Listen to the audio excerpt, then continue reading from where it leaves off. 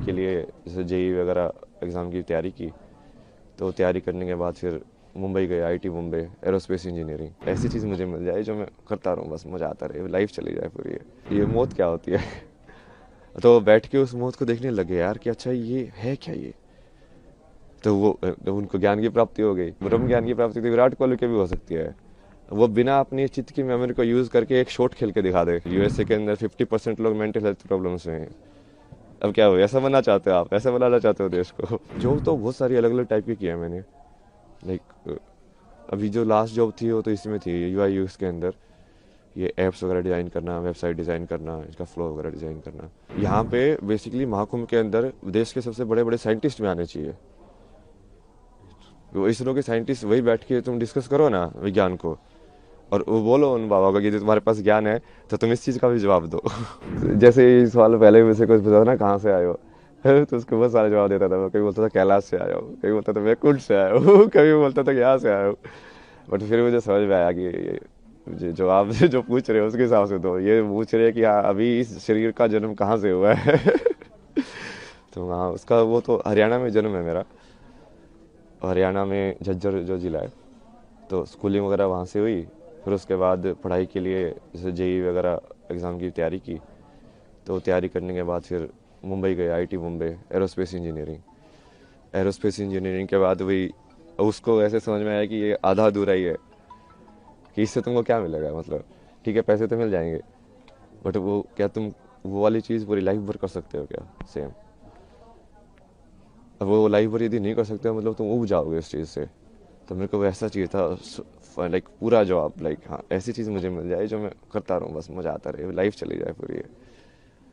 और उसकी खोज में तुम निकलते गए, फिर जैसे मीनिंग ऑफ लाइफ तुम ढूंढते रहते हो, यार ये लाइफ का मतलब क्या है, मुझे क्या करना चाहिए। आगे बढ़ते जाते हो, आगे बढ़ते जाते हो। उसमें बहुत सारे ऐसे रास्ते आए, बहुत सारी चीज़ें हुई बीच बीच में, यहाँ वहाँ मोड़ आए बहुत सारे। धीरे धीरे आके फिर तुमको वही फाइनली वही तुम ऐसे ही देखते हो कि जो होना होता है वो वैसे ही होता है। तो वैसे ही हुआ, सत्य तक पहुंचा मैं जैसे भी पहुंचा। लड़खड़ा के भटक भटक के। फिर उसके बाद अभी तो जैसे फिर उसको समझ में आया कि अभी जो भारत का जितना भी ये वैदिक जो ज्ञान बोलते हैं या पुराना जो संस्कृति ज्ञान बोलते हैं, वो सारा का सारा उसी के ऊपर डिपेंडेंट है। मतलब अपने जितने भी हैं नाट्य शास्त्र या जो भी बनाए गए हैं, वो सब आध्यात्म को केंद्र बिंदु लेके बनाए गए हैं।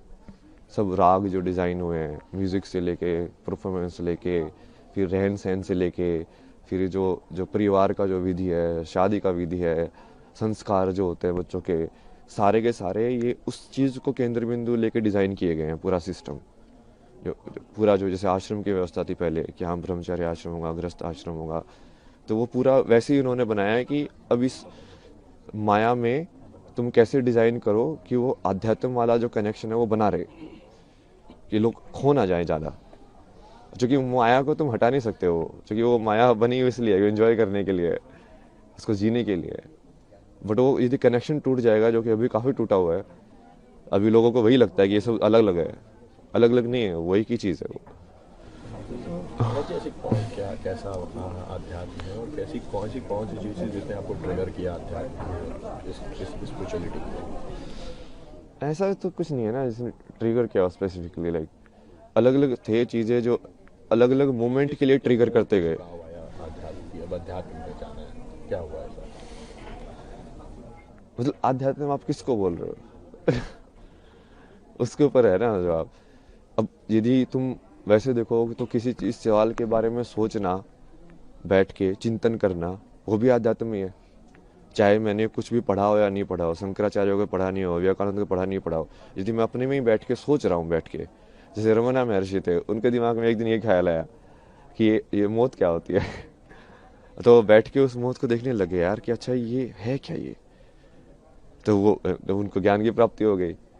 अब आप क्या बोलोगे, क्या ट्रिगर था उसका, वो क्या जरूरी थी? कुछ जरूरी नहीं थी। क्योंकि वो करने वाला तो अब वो अध्यात्म से रिलेटेड थे क्या नहीं थे। नहीं, उन्होंने तो ऐसा कोई वो साधना नहीं की, कुछ संन्यास नहीं लिया, कुछ नहीं किया।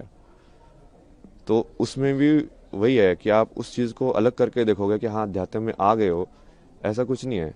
जो भी इंसान ईमानदारी से सवाल करता है, मतलब सत्यनिष्ठा के साथ, कि हाँ अब मुझे इस चीज़ को जानना ही है, चाहे वो मैथमेटिक्स हो, चाहे वो कोई फिजिसिस्ट हो, चाहे कोई कैसा भी साइंटिस्ट हो, वो बोलेगा कि नहीं नहीं मुझे इस पूरे सत्य को जानना है, तो वो वही चीज़ पे पहुंचेगा फाइनली।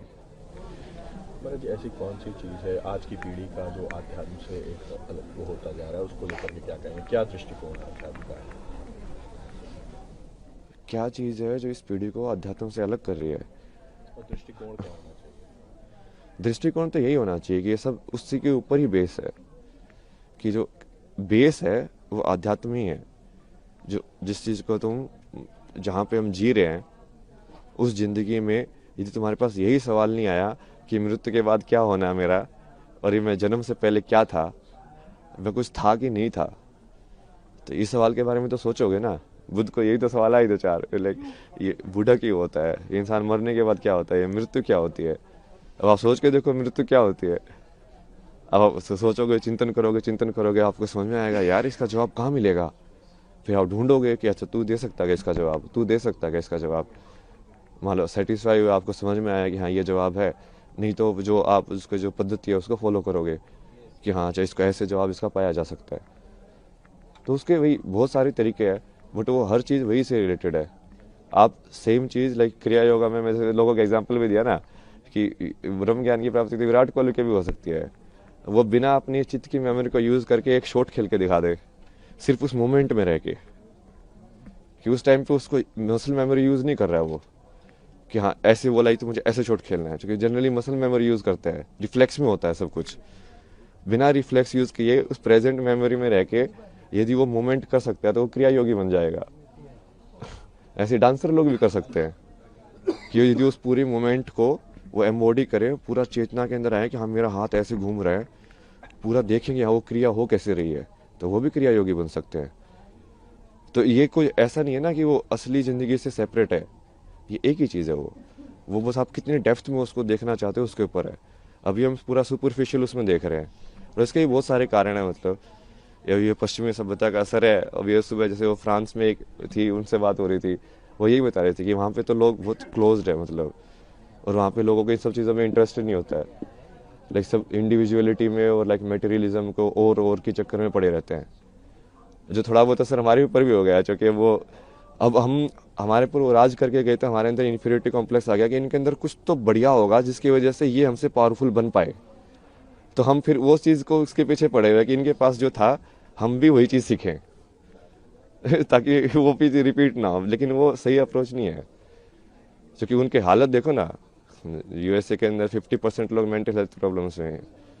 अब क्या हो, ऐसा बनना चाहते हो आप, ऐसा बनाना चाहते हो देश को? महाराज जी, विदेशी जो होते हैं वो आध्यात्म की ओर आ रहे हैं, हमारे यहाँ आ रहे हैं, लेकिन जो हमारे लोग हैं वो कहीं ना कहीं विदेशी परंपरा को अपना रहे हैं, ऐसा क्यों? ये ना उसकी वजह से हो। ये अब जैसे आपके ऊपर मान लो कोई आपसे ज़्यादा ताकतवर है, तो आप सोचोगे यार इसके पास ऐसी कौन सी शक्ति है कि इसको ज़्यादा ताकतवर बना रही है मेरे से, तो आपका भी रुझान उसी की साइड होगा। तो आप सोचोगे यार ये लोग साइंस पढ़ के, ये एटम बम बना के, हथियार बना के ये दुनिया पे राज कर सकते हैं, तो मैं इससे बड़ा हथियार बनाऊं। तो सब उसी रेस में पड़ जाते हैं फिर वो, और उस रेस का तो कोई अंत ही नहीं है भाई। महाराज जी, एक और क्वेश्चन है कि ऐसा क्या था अध्यात्म में जो आप इस ओर आए, इतनी सरल जिंदगी छोड़ के इतनी कठिन जिंदगी में आने का निश्चय किया? किस तरह का परिवार में क्या इसमें रिएक्शन रहा आपका? नहीं, इसकी चॉइस नहीं होती ना। रियल में आप देखोगे ना, बहुत सारे लोगों की यदि जीवनी कहानी पढ़ोगे तो आपको समझ में आएगा कि ये चॉइस होती ही नहीं है वो। क्योंकि तुमको यदि वो चीज़ की तरफ रुझान है ना, तो तुम इस लाइक उसको चीज़ तुमको खींचती रहेगी अपने साइड, उस लाइक वो बुलाती रहती है कि हाँ, अब तुम जाते रहते हो उसके साइड, एक के बाद एक के बाद एक। तुम चाहोगे कि नहीं नहीं मैं फिर से लाइक इस चीज़ में जाऊँ मेन स्ट्रीम में, बट वो होगा ही नहीं, तुम खुशी नहीं रहोगे। अब तुमको हमेशा ऐसे लगता रहेगा यार नहीं यार ये मेरे लिए नहीं बना है, ये मेरे लिए नहीं बना है। तुमको कुछ और करना है, तुमको कुछ और करना है। किस तरह की जॉब थी महाराज जी आपकी? क्या जॉब थी आपकी? जॉब तो बहुत सारी अलग अलग टाइप की किया है मैंने। लाइक अभी जो लास्ट जॉब थी वो तो इसमें थी यूआई यूएक्स के अंदर, ये ऐप्स वगैरह डिज़ाइन करना, वेबसाइट डिज़ाइन करना, इसका फ्लो वगैरह डिज़ाइन करना। उससे पहले जैसे जिसमें भी काम किया मैंने, ये ट्रैवल फोटोग्राफी या डिसोर्स करके एक प्रोजेक्ट है आईटी बॉम्बे का, गवर्नमेंट स्पॉन्सर प्रोजेक्ट था। उसमें बेसिकली वो डॉक्यूमेंट करने के लिए इंडियन आर्ट्स एंड क्राफ्ट और हिस्ट्री को, तो उसके थ्रू ऐसे मैं बहुत जगह पे घूमा, बहुत सारी चीज़ें डॉक्यूमेंट किए मैंने, पुराने टेम्पल्स लाइक पेंटिंग स्टाइल्स और ये सब। उसके बाद जैसे इसमें भी काम किया मैंने, मैगजीन्स वगैरह में, फिल्म मेकिंग भी की मैंने, डॉक्यूमेंट्री फिल्म्स में मेरी लाइक फिक्शन फिल्म भी है। बहुत सारा कंटेंट है भाई। महाकुंभ को लेकर के क्या संदेश देंगे, किस तरह की व्यवस्थाएं लगी आपको, क्या?